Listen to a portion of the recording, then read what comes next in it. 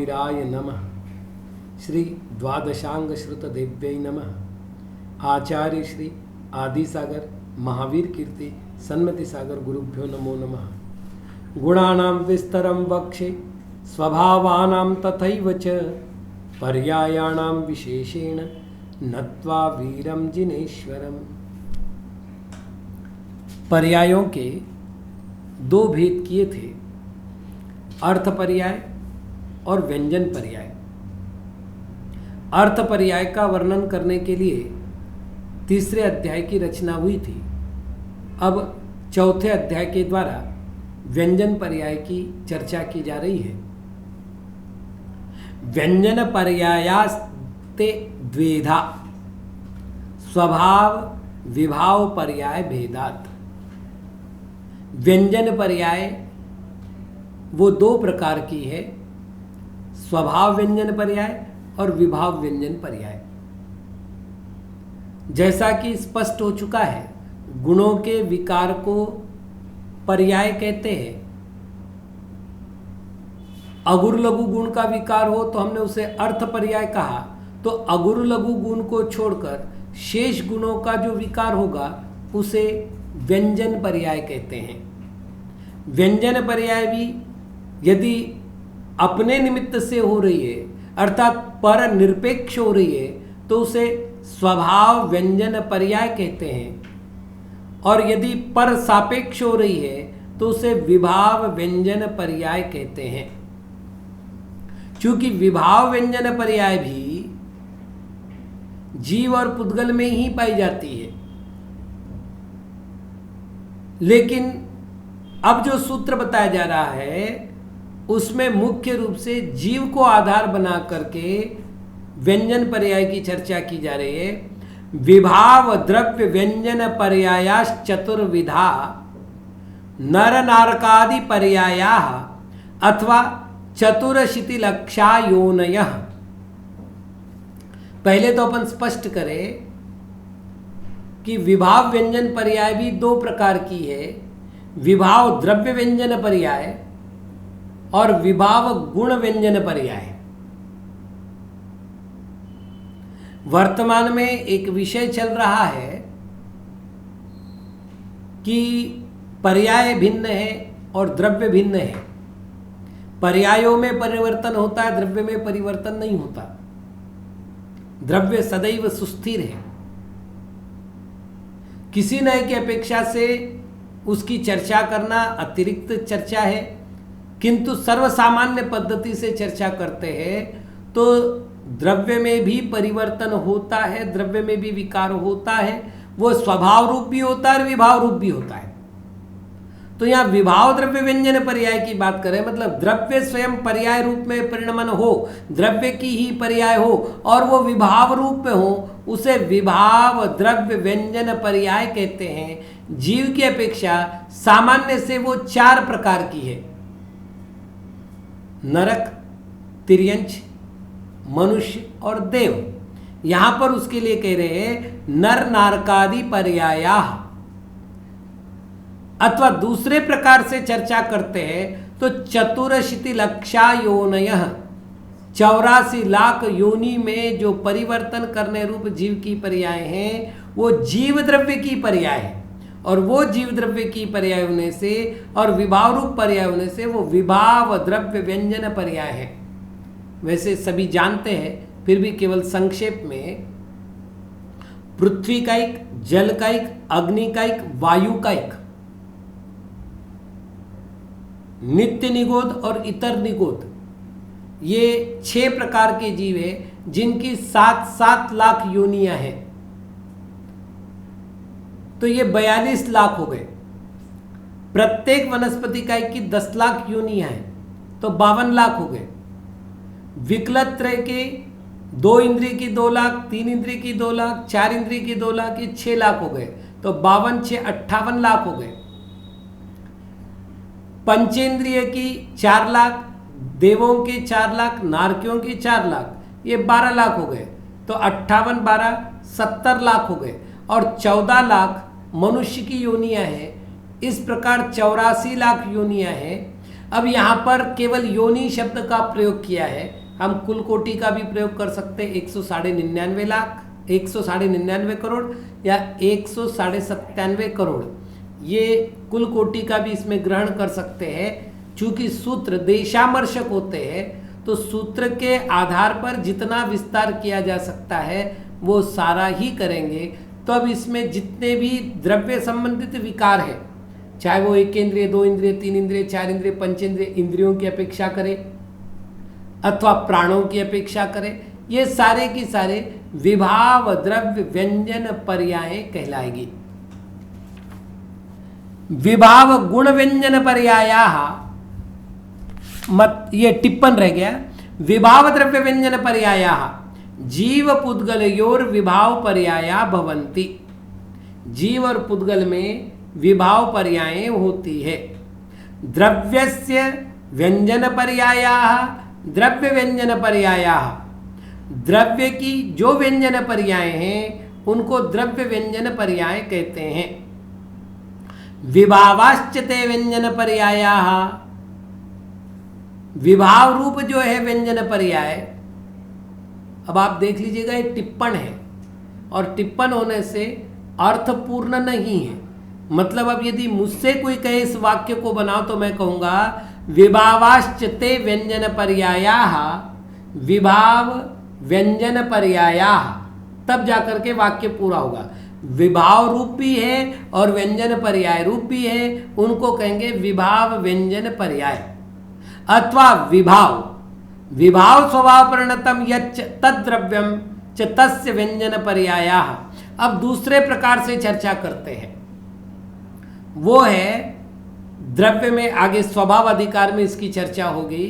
एक स्वभाव का नाम है विभाव स्वभाव, जिसके कारण से जीव और पुद्गल में विभाव उत्पन्न होता है, उस स्वभाव का नाम है विभाव नाम का स्वभाव।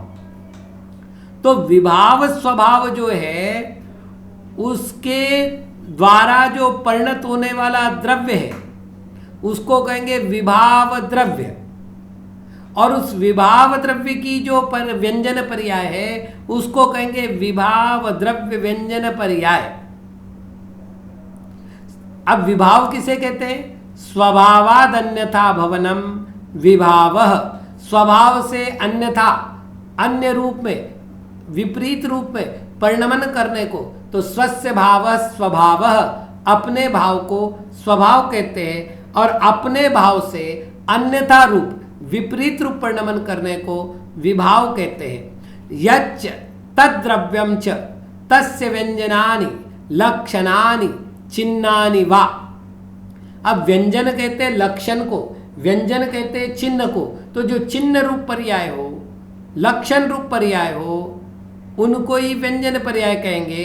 तो तेषां पर्यायाः परिणमनानि विभाव द्रव्य व्यंजन पर्यायाः, उनकी जो पर्याय है, परिणमन है, उनको विभाव द्रव्य व्यंजन पर्याय कहते हैं। अगला सूत्र, विभाव गुण व्यंजन पर्याया मत्यादय।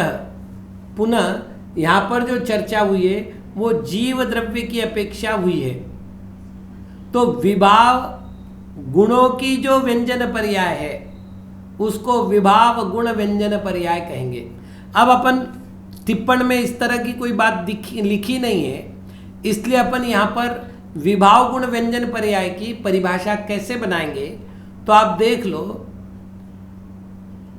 कि विभाव स्वभाव परिणतम यच्च तद्गुणम, पिछले सूत्र में था तद्द्रव्यम, यहां करेंगे तद्गुणम। तो विभाव स्वभाव परिणतम यच्च तद्गुणम, विभाव स्वभाव में परिणत होने वाला जो गुण है उसको कहेंगे विभाव गुण, और तस्य व्यंजन पर्यायाः विभाव गुण व्यंजन पर्यायाः, और उस गुण रूप में जो पर्याय उत्पन्न हो रही है उसको विभाव गुण व्यंजन पर्याय कहेंगे। तो ये जीव द्रव्य की अपेक्षा ज्ञान गुण हुआ, इस ज्ञान गुण की मति ज्ञान, श्रुत ज्ञान, अवधि ज्ञान, मन परे ज्ञान आदि रूप जो पर्याय हैं मतलब 4 ज्ञान, 3 अज्ञान और 3 दर्शन। इस रूप जो पर्याय हैं इनको हम कहेंगे विभाव गुण व्यंजन पर्याय। टिप्पणकार ने एक श्लोक दिया है, स्थूलो व्यंजन पर्यायो वाग्गम्यो नश्वर स्थिर सूक्ष्म प्रतिक्षण ध्वंसी पर्यायाश्चार्थ गोचर। चूंकि 2 प्रकार की पर्याय हमने देखी, अर्थ पर्याय और व्यंजन पर्याय। व्यंजन पर्याय जो है वो स्थूल होती है, वाग्गम्य होती है, अर्थात वचनों के द्वारा कही जा सकती है, नश्वर होती है, इसके बाद भी स्थिर होती है, अर्थात नष्ट भी होती है और नष्ट होते हुए भी स्थिर रहती है। उदाहरण के लिए बात करें तो मैं 50 वर्ष का हूं, तो 50 वर्ष भी कह रहा हूं और काल व्यतीत हो रहा है तभी जाकर के 50 हो रहे, तो नश्वर भी है और स्थिर भी है, यानी नाशवान है किंतु कुछ काल के लिए सुस्थिर रहने वाली है। इससे उल्टी अर्थ पर्याय सूक्ष्म प्रतिक्षण ध्वंसी, अर्थात प्रतिक्षण नष्ट होने वाली है, अर्थात वो स्थिर नहीं है।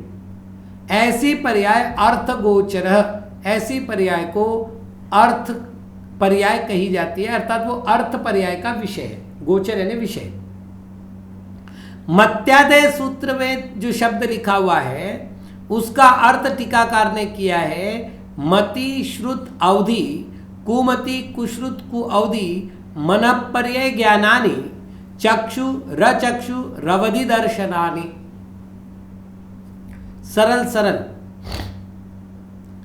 5 ज्ञान और 3 अज्ञान है। इन 8 प्रकार के ज्ञानों में एक ज्ञान क्षायिक है और 4 ज्ञान क्षायोपशमिक है। इसी प्रकार 4 प्रकार के दर्शन है, चक्षु अचक्षु अवधि और केवल। इसमें से केवल दर्शन ये क्षायिक है और बाकी 3 क्षायोपशमिक है। तो जो क्षायोपशमिक है वो विभाव रूप है और जो क्षायिक है वो स्वभाव रूप है। तो यहां हो जाएगा मत्यादि से 4 ज्ञान, 3 अज्ञान और 3 दर्शन। कुल मिलाकर इन 10 को यहां मत्यादि शब्द से स्वीकार किया है और ये सब विभाव गुण व्यंजन पर्याय है। स्वभाव द्रव्य व्यंजन पर्याया चरम शरीरात किंचिन्यून सिद्ध पर्याया। स्वभाव द्रव्य व्यंजन पर्याय ये है सिद्ध पर्याय। ये पर्याय कैसी होती है? चरम शरीरात, चरम शरीर ने अंतिम शरीर, जैसे भगवान महावीर का निर्वाण हुआ महावीर के शरीर से, तो महावीर का जो शरीर है उसको कहेंगे चरम शरीर। उस चरम शरीर से किंचित न्यून पर्याय का, थोड़ी सी कम। द्रव्य संग्रह में भी किंचूणा चरम देह दो सिद्धा ये लिखा हुआ है, लेकिन विशेष बात है कि टिप्पणकार ने त्रिलोक प्रज्ञप्ति अर्थात तिलोय पंडिती ग्रंथ का प्रमाण दिया है, वहां थोड़ी सी मान्यता भेद है। दीहत्तम बाहल्लम चरिम भवे जस जारिसम ठाणम तत्तो तिभागहीनम ओगाहण सव्व सिद्धाणम। दीहत्तम दीर्घता लंबाई, बाहल्लम बहलता अर्थात मोटाई, जस जिसकी, जारिसम ठानम जिस स्थान पर, चरिम भवे अंतिम भव में थी, तत्तो उससे, तिभागहीनम 3 भागहीन, त्रिभागहीन करना है। यह सव्व सिद्धाणम ओगाहणम संपूर्ण सिद्धों की अवगाना है।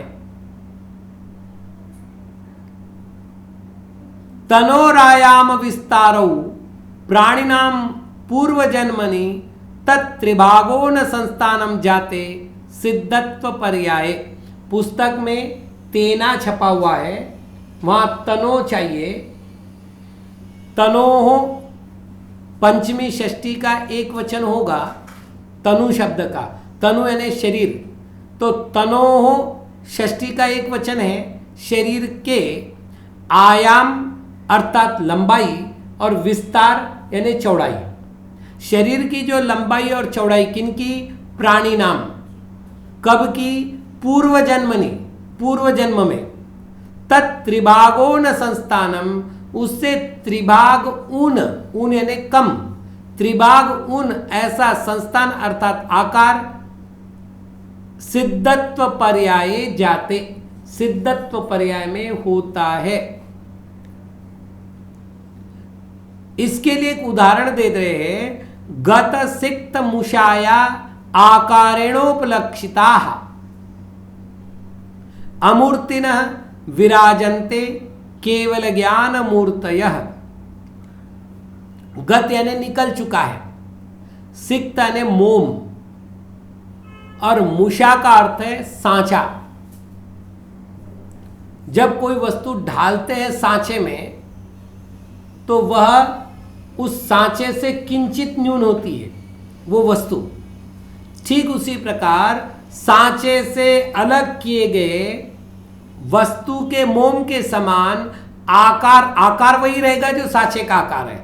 तो महावीर का आकार वही होगा जो महावीर के पूर्व शरीर का है, लेकिन सांचे से कम आकार होता है उस वस्तु का।